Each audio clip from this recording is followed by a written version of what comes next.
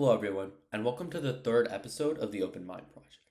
Today, we're going to be interviewing David Cooper, a clinical psychologist and a leader in digital mental health. David has worked with many different healthcare and software companies to improve how mental health care is delivered at scale.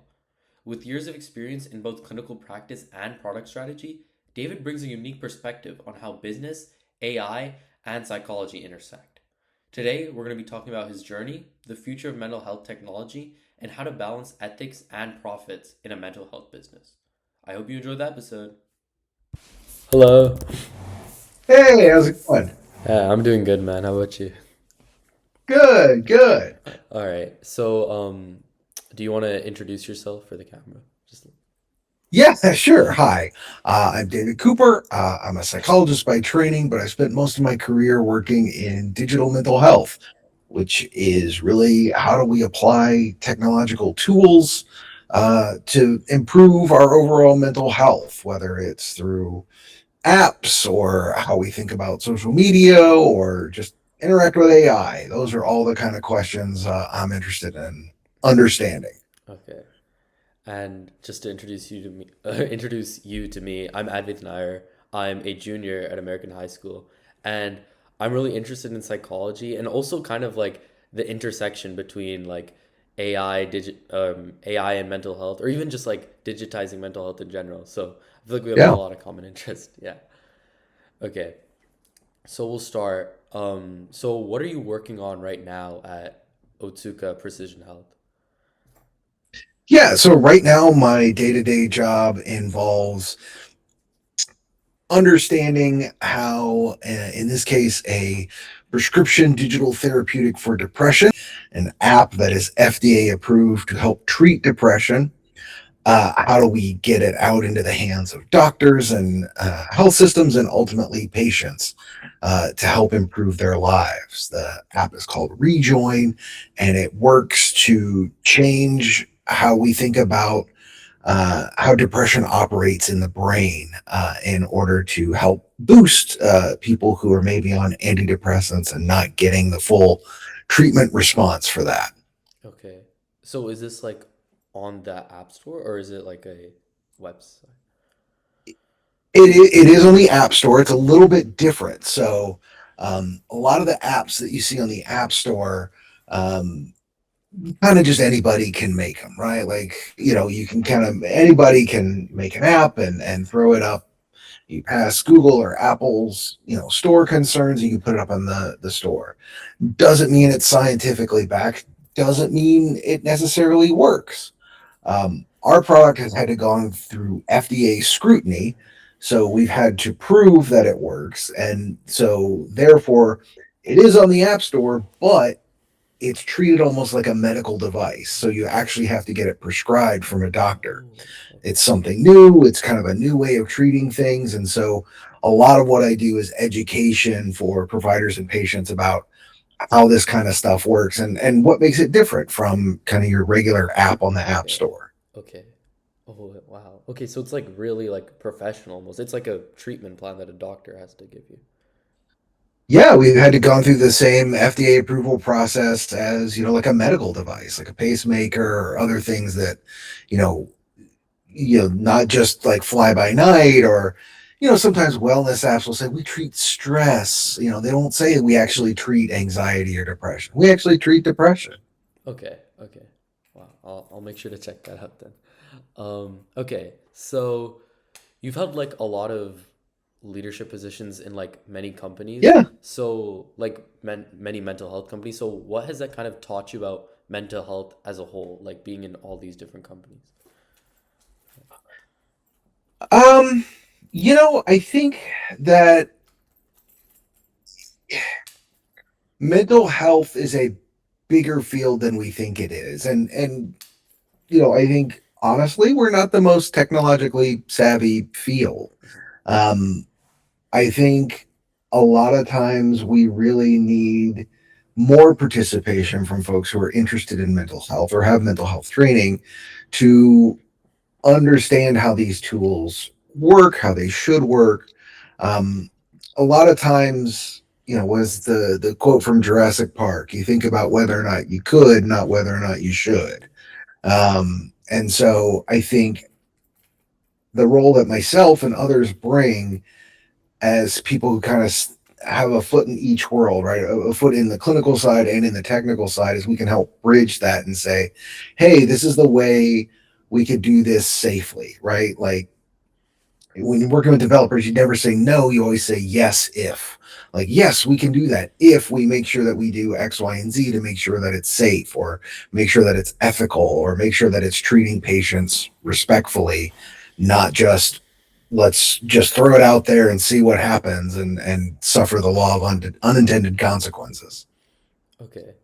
So when you were saying like a foot, actually, you said you started in like you were a clinical psychologist. That's what you were. But like right now, you're working with like a lot of tech. So why did you Yeah. kind of transition from like working as clinical psychology to like more tech related field? Yeah, I started out just thinking I was gonna hang out a shingle and be a therapist, and then right as I was finishing up my degree was when smartphones started coming out. Okay. Um, I was actually working with patients with brain injury and using smartphones to help them. Right, you have a brain injury, maybe you have trouble remembering things.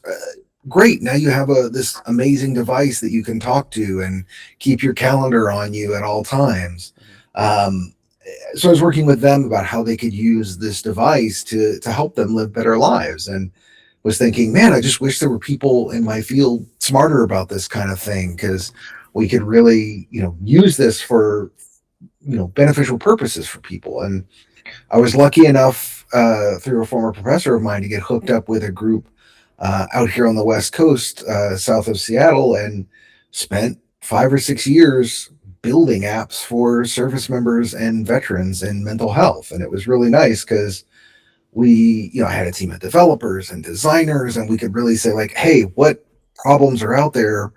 Let's go build something for that. It doesn't necessarily have to make money, it just has to be helpful and useful. Okay. So you like from the start, you've seen that like technology is one of like the biggest benefactors to mental health. You know, I think so, for me at least, right? Like I know there's a lot of feelings about tech and mental health, and I respect all of that. I think for me, it was definitely, working for the DoD, we had an app that had been downloaded 4 million Mm, times.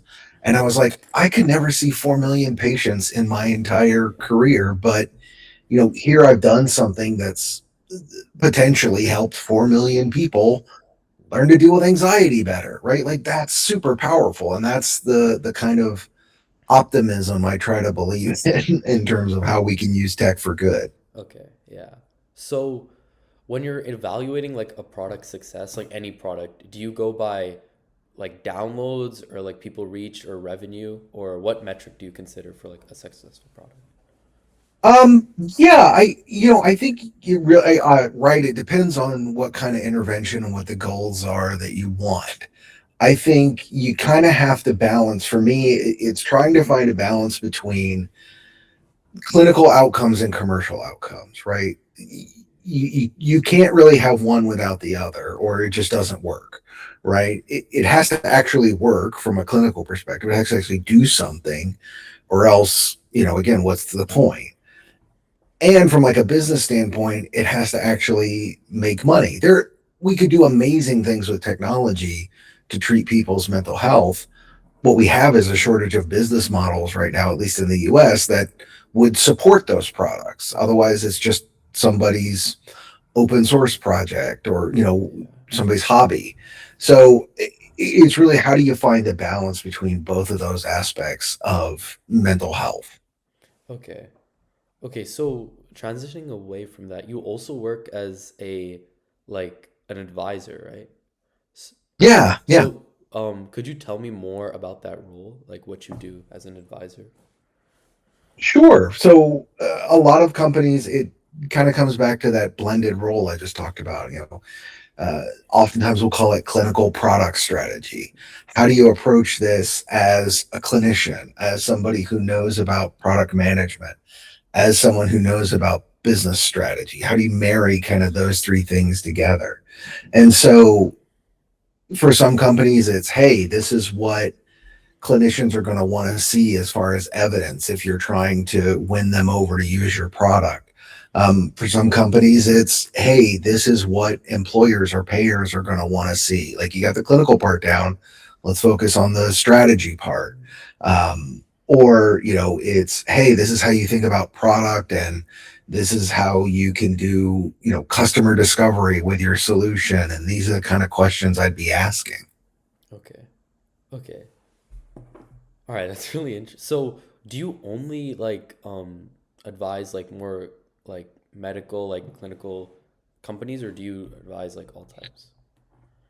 Oh, all the time. I mean, again, try to talk to as many people as I can, right? And that's companies, that's students. Like, I mean, that's the thing, right? Like, when I talk with students, they're like, "Oh, how do I get where you are?" I'm like, I don't know.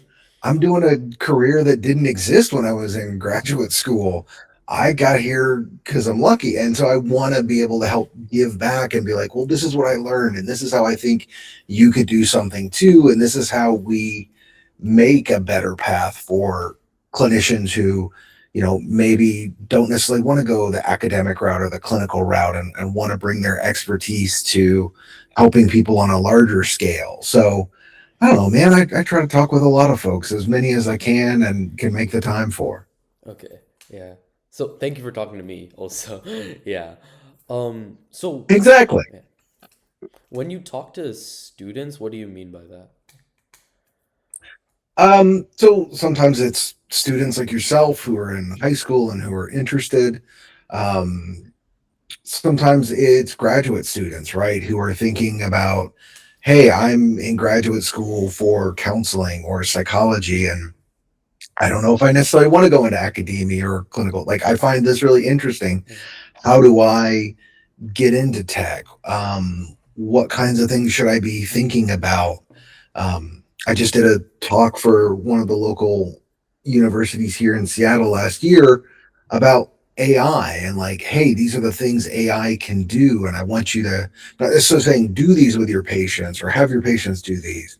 I just want you to know that this is what is possible with this tool, because we need to start talking about how do we use it in terms of education, or like educating students. How do you use AI and think about AI when you're studying or writing essays, right? That goes for graduate students too. okay. Actually, that was going into that AI topic. How do you Yeah. think like AI has affected mental health, or like yeah, how has it affected mental health Whew. as a whole? I think we're still figuring that out, right? I think, um, sadly, I am old enough to remember a time before we had the internet, and I see a lot of parallels between uh, AI and the internet, right? It's just on a much more compressed time frame. When we first started with the internet, a lot of people are like, why would you want to buy something online? That's weird. Why would you want to talk to an AI bot, or why would you do this? And you have a other handful of people who are like, this is so cool. These are all the cool things we can do with it. Um, so I think we're still figuring it out. I think a lot of it is, I think a good aspect of it potentially is it's something that's always there to like listen to you, right? When you can't call a friend, it's 2 in the morning and you're having a panic attack. Yeah, man, AI could probably calm you down and help you kind of refocus. Mhm. It can also, as we've seen, spiral people into, negative thoughts of convince you that you're, the second coming, or Yeah. Lord Krishna reborn or something, right? Like, you can help you kind of do those things, and that's not good. So Yeah. we need to figure out what are good ways to use it and what are ways we should Okay. discourage people from using Yeah. it. So it's like a double-edged sword, basically. Well, it's like any tool, right? Like I tell people about AI, I'm like, Microsoft Word. I can write my essay for my class in Microsoft Word, or I can write a suicide note. Microsoft Word doesn't necessarily care. It's kind of a general purpose tool. Mhm. AI right now is the same kind of thing. It's just a general purpose tool. It's not designed to help with your mental health. They're getting better about it, but that's not what it's for. And so we need to figure out, like, to give somebody, just like I would give somebody, oh, you want to do journaling, here's how you do journaling with Word, here's how you can use AI to help with your mental health, versus just letting people kind of try to figure it out on their own. Hmm. Okay, okay. So, okay, moving away from AI, that was a really good discussion. Thank you. Sure, this is fine. Um, so at the other companies worked out like Zelth and Teladoc, what did you accomplish there? Yeah, so after the DoD, right, I spent 6 years learning how to build tools, and I was kind of like, well, this is great, I understand how to build them. How do I sustain them? Right. I've got an app for suicide. That's great. Outside of the government putting it out there for free, how would you sustain something like that in the private sector? Would you run ads in it? Like, that's weird and creepy. I don't think that works. So I was like, I need to know more about the business side. So I joined Zelf, right, a digital health startup working with hospitals and all these digital health companies. And I learned a lot about the business of healthcare and the technical side of how you actually integrate these things into clinical workflows and make them work.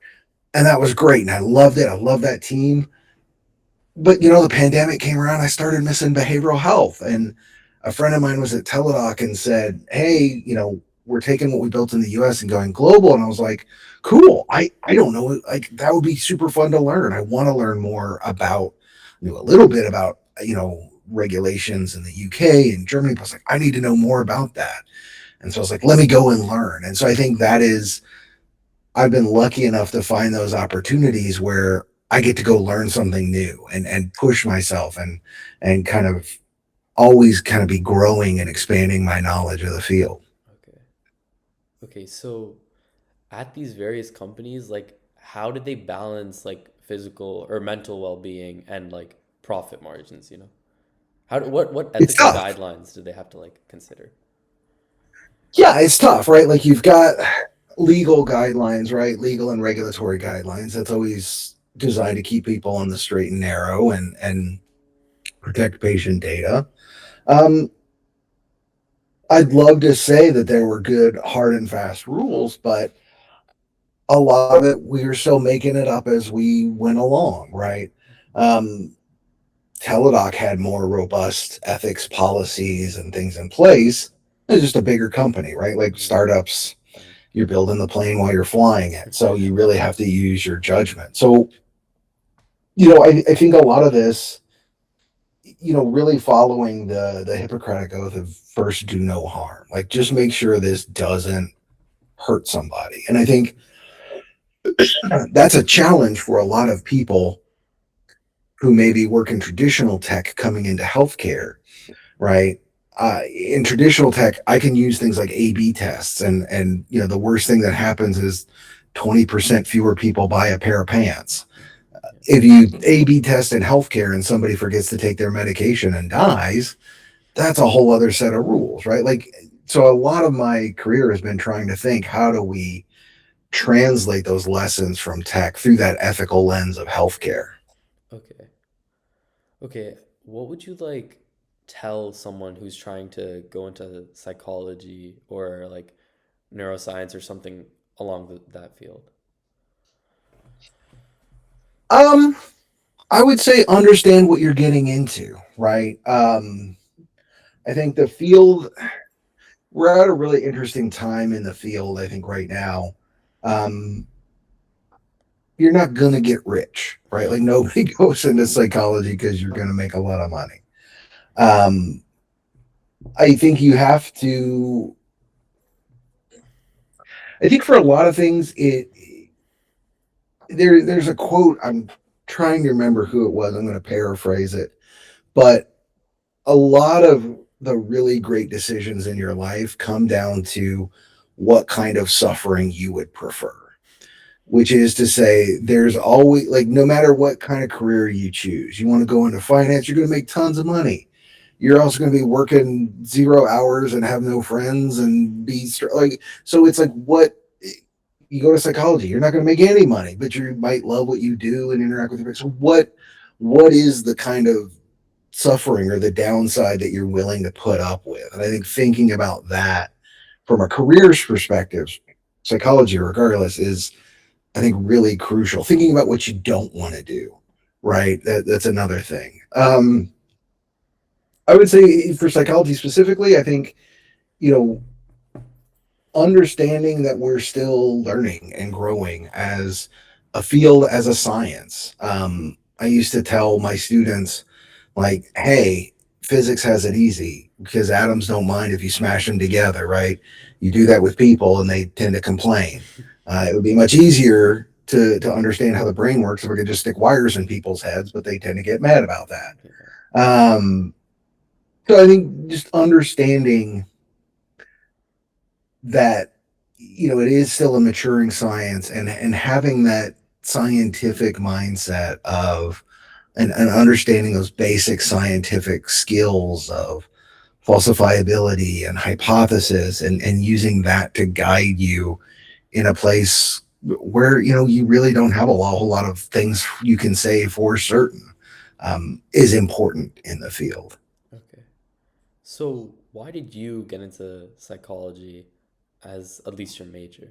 Or Yeah, well, I mean, it's a good question. I didn't start off in psychology. I didn't start off in healthcare at all. I was doing political science, international relations in college, mostly because I had like four different majors, and that was the one I could finish and still graduate on time. Um, but you know, I did it for a couple of years, and I was just like, oh, I don't like this, and I think that's important when you're thinking about is not just like what is the day to day. I actually went back and saw a career counselor in my mid 20s and was like, hey, what can I do? And I think there's a lot of things out there that can be helpful for students and folks trying to figure it out. One that I tend to recommend to folks is called the Strong Interest Inventory, and it's basically this giant long questionnaire that then matches up your answers with the answers of people who are in careers and say they were very happy in their careers. So it gives you kind of a way to say, I this is my interest and this is the interest of people who are very happy in their jobs. Maybe these are jobs that I could consider. And psychologist was one of the ones, you know, when I took the test, that was one of the ones that came out. Um, and it was talking with a career counselor of like, okay, what does these people actually do all day? What is life like? And I think one of the things that drew me was being able to get your doctorate. It makes it a much more flexible career. You can do research, you can do clinical practice, you can just make up whole careers in tech, right? Like out of whole cloth. And so I'd never be bored and I'd be always learning something new. Mhm. Okay. And sorry, what was the name of that survey? I wanted to go Sure, it's the Strong Interest Inventory. strong. You can take it online. I think there's people that like sell you codes and you can take it online. Hmm. Okay. Okay. And as a little closing question, what would you say to anyone who's struggling with their mental health right now? What would you tell them to do? I would say that I would say that as someone who's also had their fair share of mental health challenges, right? Like we're not immune to that. You know, we're human beings. We all have that. Is that the biggest lesson I've learned is that regardless of how you feel right now, that can and will change. So, not trying to be able to separate the emotions, the situation, whatever you're going through right now, separating that from who you feel as a person, right? The worst problems of mental health is when we internalize a lot of those negative things of I am terrible. It's always going to be this way. It's never going to get any better. And so flipping all of those things of that is not me. That's just how I am feeling right now. It's not going to be like this forever. And it could get better, you know, right? Like, so like, trying to flip that on its head is, I think, the most important thing for people with their struggling with mental health challenges, because that's, you know, in psychology we call that the cognitive triad of depression, right? Like I'm a piece of poop in a toilet about to get flushed, right? I am bad, the situation I'm in is bad and the future is bad. And so if you can try to inject a little bit of hope into one of those and decouple your emotions from how you're feeling, think about, the situation you're in and how it could get better. That would be my Okay. biggest kind of general recommendation. Okay. And seek help. Help is out Yes. there. Yes. Okay. Well, we're almost done with our time, and I don't want to hold you any longer, but thank you for No, all. man, you got any questions I can answer? I don't know. You got a couple I minutes. mean, like, I guess how Seattle. Seattle's nice. I like it a lot. It is. I call it Fat Guy San Diego because it's like 50 to 60 most of the year instead of 70 to 80. Um, it's like I think that's a thing too of like there's a place for everybody Mhm. in the world where you're gonna find like your people or you're just gonna jam. Seattle isn't for everybody. You like the sun, you like the heat. Not for you, man. Go live in Arizona, right? But I like it. Yeah. Do you think like do you think like the weather has like an effect on mental health? Like I feel like sometimes like Oh, yeah. people get like seasonal depression or something. Oh, yeah. Yeah. Seasonal affective disorder, vitamin D. Dude, I take vitamin D. If I don't take vitamin D, I get depressed. Okay. Um, Straight up. Yeah. Absolutely. Like that totally affects folks.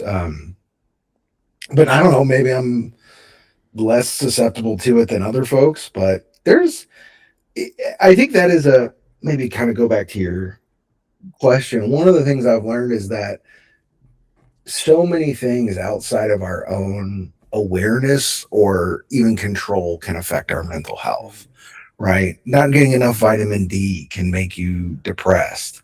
Um, Hormone changes can change how you are thinking you're feeling about something. Guys on testosterone get angry really quickly. That's not necessarily them, that's a chemical effect. And so I think that's why I say like decouple it from, hey, I'm just feeling this way right now. I am not this way. It could be any number of things. You never know. Yeah. I guess yeah, there's like really like a really strong connection between like what like your physical and mental health. Like if you're I guess like if you're staying inside all day and you haven't exercised, you're Yeah. eating junk, you probably don't feel good, right? Yeah, right. I remember a patient that people were like, oh, this person is bipolar or this person is this. Long story short, it turns out they were just on like 12 different supplements Oh from my gosh. GNC, right? And so, like, even over the counter stuff can affect us. And so, I think that's maybe it's my training, but it's always like, hey, let's look for a physical or medical cause before we jump to Mm, something talk to someone. 100% psychological because you never know. And you want to rule those things out before you kind of say, oh, I'm crazy, whatever, like ascribe it to something Mm, purely psychological. yeah. Okay. Okay, well, I don't really have any other questions to ask. No sweat, man. No, thank you. Reach Like this back was a anytime. yeah, this was a really good interview. I learned a lot. Um, yeah. Awesome. Okay, well, it's really nice meeting you, Mr. Cooper. And Likewise, man. Reach yeah, back hey, anytime. keep Take doing what you're care. doing, okay? I really respect your ideals and your mission, Any okay? questions you got? All right. Thanks, man. Appreciate it. Bye-bye. Bye.